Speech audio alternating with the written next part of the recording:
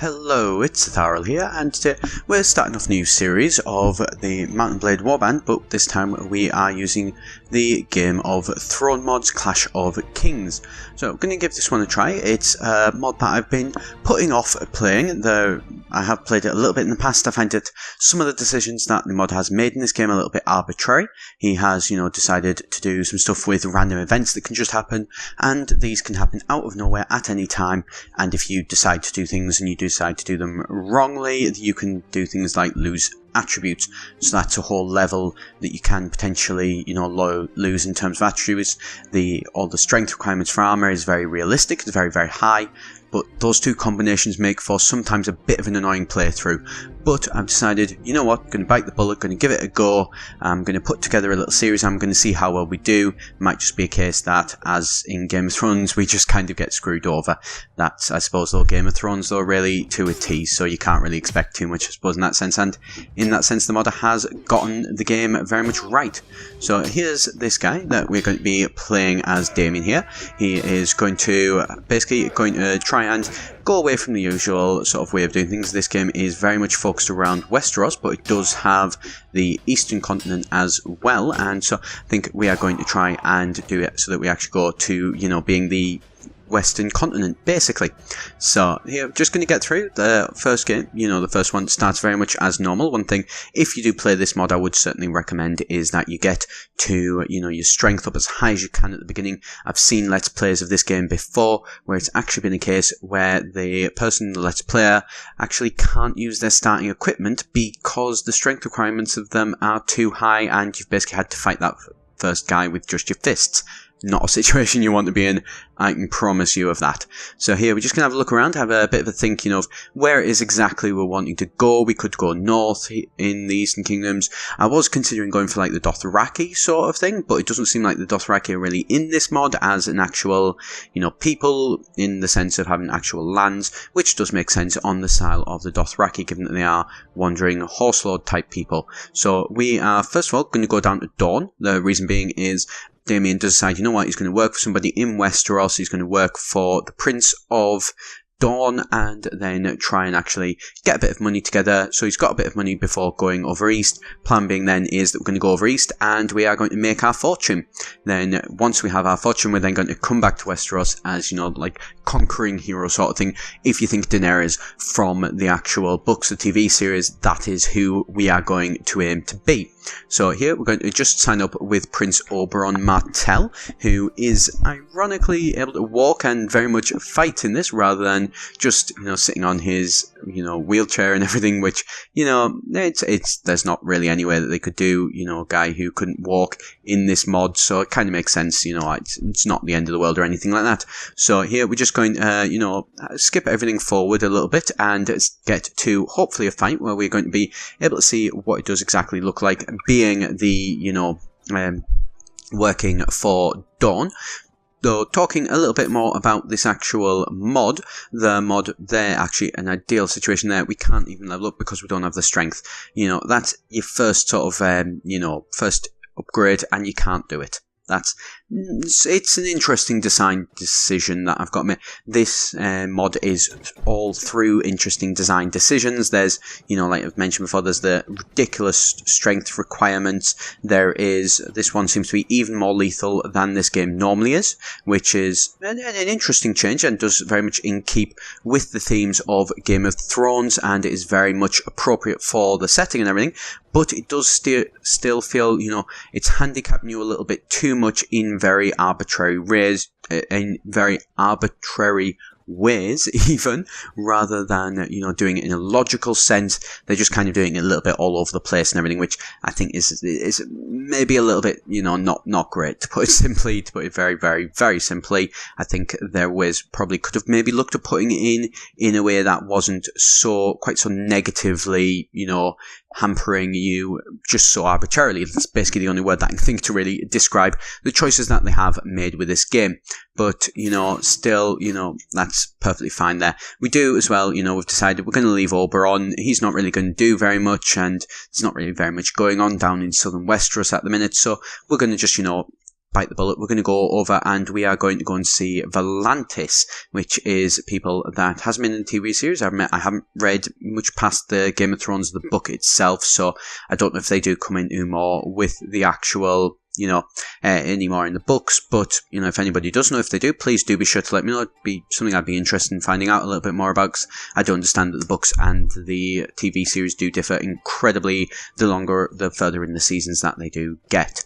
So here we're just, moving down into Volantis. We're getting steadily closer, and we are going to sign up with the actual leader, the ruler. So here he is, the Triarch. So we are going to go speak to him.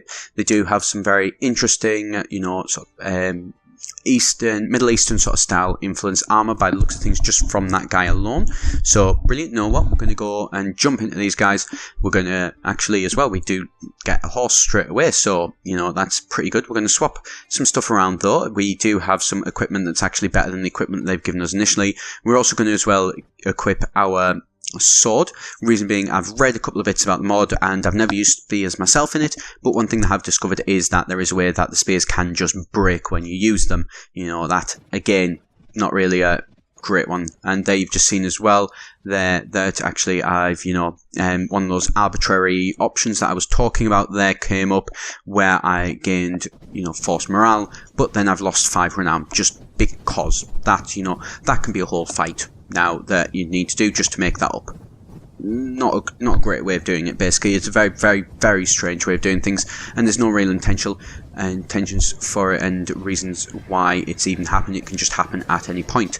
But here, one thing I have discovered, the actual Volantis guys do seem to be all entirely cavalry based, which is quite a nice one. I did mention earlier on that I wanted to play as the Dothraki, which the reason being was that they are all a cavalry force. So the fact that I'm actually able to play as an all cavalry people, that's still going to work quite well. They do actually, looking at some of their troops, they almost remind me of the Byzantines in real life with their cataphracts, very, very heavily armoured cavalry forces. So very happy about that one, and I think it is because I'm going to, be certainly enjoying the Volantis, and hopefully we're going to use them to make our fortune. So the plan is going to be, they seem like they do have quite a fair few cities, so we are going to, increase our wealth. We're going to set up some merchant enterprises in every single one of their cities at least, so that hopefully we're getting a good couple of thousand or so, 1,000 to 2,000 or so guaranteed pretty much coming in, and then we're going to split off and do our own thing, and maybe hopefully even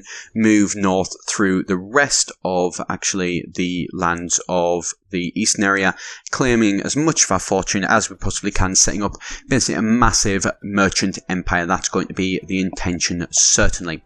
So here we're just skipping around, keeping everything moving nice and quickly here, trying to get into some fights, get it moving as much as possible. Is the disadvantage of working as just somebody in employ of somebody else is that there is always a chance it's going to take you a very long time to get into forces and get into fights. Here though, you can see we've got 223 guys against 98, I believe that was. So we massively outnumber these guys. We're massively as well a mobile force, 200 horsemen.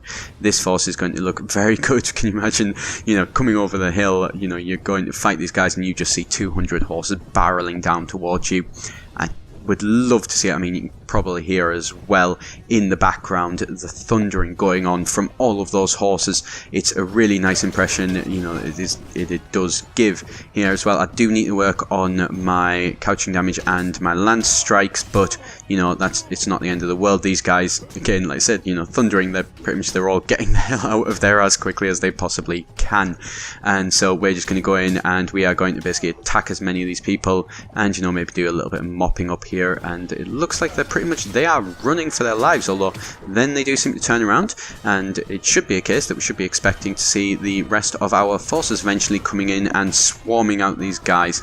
Yeah, there we go. There is the larger force. We were very much in the vanguard. The larger force is about to smash into these guys, and you can see, I mean, the amount of greens going on there of, them just dying. They are falling in droves, which is a brilliant thing. I mean, there has been a couple of our guys there. The Volantis Lancer knocked unconscious, but, that's not really exactly something that's, of any risk, and there we go. We are now starting to swarm all over them, and if you can see that scene there just of how many people that's coming up. One thing I will admit, turning up the battle limiter in general, and also as well just this mod in general, it seems to have a really good impression of how it actually is. You know, these wars feel, they're chaotic, everything's going all over the place. It feels a lot dirtier and muddier than in the actual, you know, the initial base game and the Warhammer mod that I've been playing a lot of. You know, it's a lot muddier, it's a lot darker, and I don't know, those battles, they just feel a lot better, which is particularly, you know, really one of the good features of this mod, that it does really help make those battles have a lot more weight to them, particularly the bigger ones. You know, they really are satisfying to be part of, and you're going to see some really nice, interesting ones in the future with this actual mod series. So, you know, hopefully keep tuned for that, and we'll get to see some really nice ones. But here you go, we are back into another fight here again. It's they do, you know, keep everything moving nice and quickly, but you know, it is gonna have to see how this goes. And it looks like, I believe we're fighting a caravan here, so they are, you know, they're not going to stand much chance against us. They are, well, I mean, what, they're like 10th of our size sort of in terms of men, so we're just going to wade straight in, try and see if we can't just, you know, kill as many of them as possible. You can see my guy there as well with the actual Volantis equipment now. He is, you know, very much a warrior in the Volantis army. You know, I'd love to see what it's like when, you know, they're actually back at the camp on the nights and things like that. You know, he's probably one a little bit strange.